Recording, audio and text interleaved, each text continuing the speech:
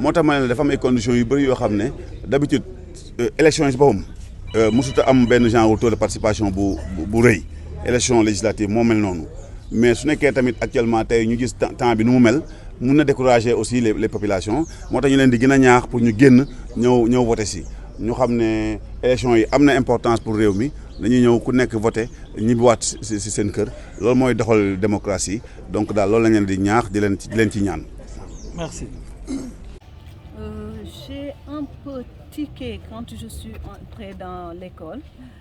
Il me semble que les gens ne sont pas encore sortis pour voter, mais je crois qu'ils vont sortir parce que c'est vraiment dommage que les gens attendent à la dernière minute pour voter. Bon, espérons et croisons les doigts que d'ici quelques heures, ce sera un peu plus dynamique. Êtes-vous confiante? Ah, bien sûr, bien sûr. Là, le Yewwi est partout au Sénégal. Vous êtes de la presse, vous avez suivi nos caravanes, vous avez suivi tout ce que nous avons fait comme manifestation et vous êtes en mesure de jauger la popularité du Yewwi et vraiment la représentativité du Yewwi. Voilà, à part Aram Diène, des femmes députées, on en a vu rarement ici au niveau de la Médina. Qu'est-ce que cela vous fait aujourd'hui d'être investi au niveau de ce programme? Je rends grâce à Dieu. C'est peut-être le fruit de 36 ans de militantisme, mais aussi c'est normal avec la parité et c'est une chose à saluer. Il faut que les femmes s'approprient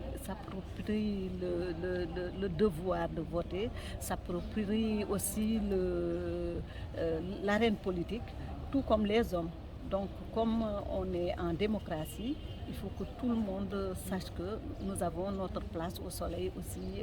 au niveau de la politique.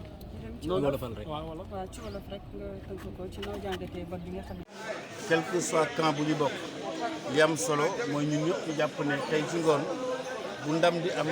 Sénégal moo war a am ndam ci modèle démocratique bi nga xam ne mës na ko exercer ba àdduna yëpp naw ñu ci loolu. Loolu nag ça dépend du comportement des acteurs te li ñu fekk fii tey fekk nañ ci bureau de vote yëpp c'est vrai que toutes les coalitions ne sont pas représentées man maa ngi sant yàlla parce que partout je suis passé les représentants de Benno sont là ñu ngi siégé donc les bureaux de vote sont pourvus il n'y a pas un grand rush population yi génn guñu peut-être c'est le climat c'est l'heure aussi mais il faut se rendre aussi à l'évidence que les élections législatives n'ont jamais présenté autant d'enjeux qu'une élection présidentielle ou même des élections locales où la proximité aidant, les populations s'identifient à un acteur politique. Tel n'est pas souvent le cas des élections législatives parce que la fonction de représentation, c'est une fonction qui n'est pas encore bien appréhendée dans notre pays. Mais d'ici cet après-midi, j'espère en tout cas que les électeurs vont se mobiliser. C'est le souhait, c'est l'appel que nous lançons pour que les Sénégalais sortent exercer leurs droits parce que c'est un rendez-vous démocratique extrêmement important pour désigner les représentants qui demain seront chargés au nom du peuple sénégalais d'exprimer la volonté générale à travers les lois, de contrôler l'action du gouvernement, mais aussi d'évaluer des politiques publiques, de représenter ces populations sénégalaises à l'Assemblée nationale, qui est le creuset de toutes les ethnies, de toutes les communautés, pour donner sens à ce qui fait notre nation sénégalaise, cette belle nation.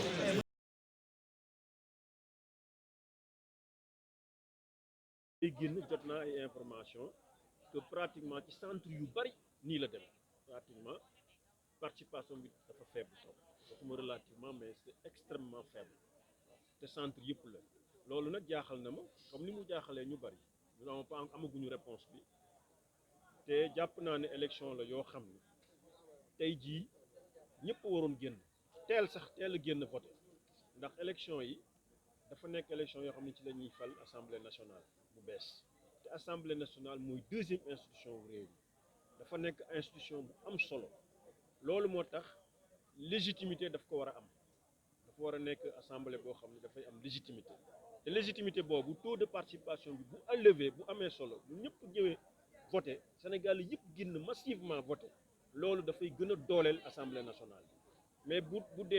dee tuuti nit ñoo voter participation bi néew vraiment loolu dafa baaxul ci suñu institution loolu moo tax dañuy ñaan Sénégalais yépp ñu génn kenn ku ci nekk fa nga nekk nga génn dem def sa devoir citoyen ndax suñu réew dafa soxla loolu daal la ñuy ñaan loolu nag bu jaree ñu sensibiliser ci bu jaree ñu def information ñaax nit ñi mais nañ ko def comme ça nit ñi génn voter parce que li ma gis ngi continuer nii bon xaw ma nag électeurs yi ñoo opté xaar ba ngoon mais d'habitude élection yi daan am yëpp heure bi daan na fekk fii ay fil ay rang yu gudd nga fii gis centre yi da daan fees dell heure bi ngoon yi sax moo daan xaw a féex tuuti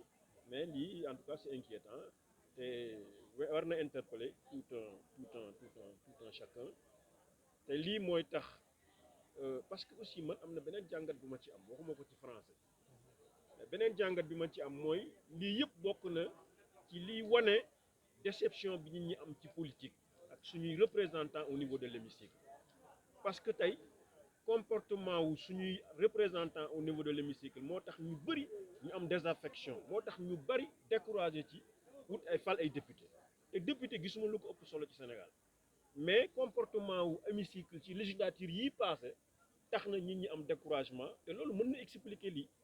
ñu bëri dañuy toog seen kanam man di député jaral lu ñu ma déplacé wu nga xeex lañ nekk assemblée xuloo lañ fa nekkee dàgg sant lañ fa nekkee luñ leen andil ñu voté ko ils ont un comportement irresponsable te loolu mën na expliquer taux de participation bi loolu moo tax ñi ñuy fal député ëllëg war nañu delloo ci seen xel jël seen responsabilité taxawaayu député du peuple pour que ëllëg nit ñi mën a am beneen kii gëdd bu ñu jox député ba bu ñu wootaate élection ñëpp taxaw sawar génn pour faire seeni député maa leen di gërëm leen sax looy wax ci